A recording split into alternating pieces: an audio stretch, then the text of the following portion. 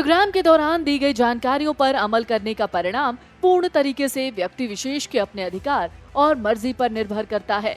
इसका फिरकी चैनल या उससे जुड़ी किसी भी संस्था से कोई लेना देना नहीं है। अलबत्ता अगर आपको एंकर मिल जाए तो आप उसे कूट के अपनी खुंदक निकाल सकते हैं। जब आपके घर में आलसी बहू आ जाए तो आप क्या कर सकते हैं सिवाय बड़बड़ाने के। तो एक सास ने इसका उपाय निकाला। उसने अपने बेटे से कहा, बेटा झाड़ू लगाते समय हम दोनों झगड़ा करेंगे। बहू देखेगी तो उसको शर्म आएगी और वो झाड़ू लगाने लगेगी।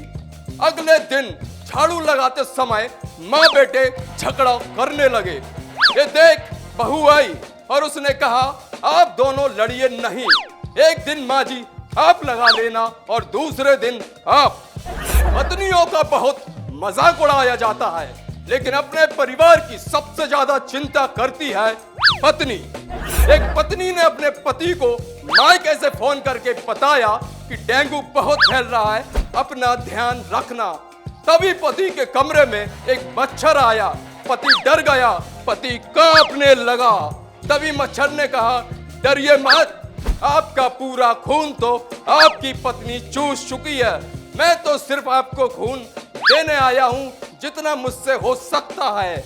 और मच्छर ने कहा, रक्तदान महादान। एक बहू ने दी अपनी सास को धमकी। सुनिए क्या है पूरा मामला। जब एक सास अपनी नई नई बहू को ये कहकर समझा रही थी कि बहू ये तुम्हारा मायका है, अब जो भी बोलना सोच समझ कर बोलना। बहू ने अभी धमकाते हुए अपनी सास से कहा, माँ जी मायका तो ये आपका भी नहीं, इसलिए आप भी थोड़ा सोच समझ कर बोलना। आजकल की बहू अपने आप को बहुत तेज और तर्रार समझती हैं, मगर भूल जाती हैं कि सास भी कभी बहू थी। ये घटना है राजस्थान की, जब एक सास ने बाहर जाते हुए अपनी बहू से कहा कि कितने बार कहा है बाहर जाते हुए बिंदी लगा लिया करो। तो बहू ने कहा, भला जींस पर भी कोई बिंदी लगाता है? तभी सास ने भी झल्ला कर कहा, मैंने कब कहा जींस पर, माथे पे लगा। बहू के एक छोटे से सवाल पूछने पर सास हुई बेहोश। दरअसल बहू ने अपनी सास से कहा, माँ जी कल रात को मेरा और इनका झगड़ा हो गया। तो सास ने कहा, कोई बात नहीं, वो तो हर पति पत्नी में होता है।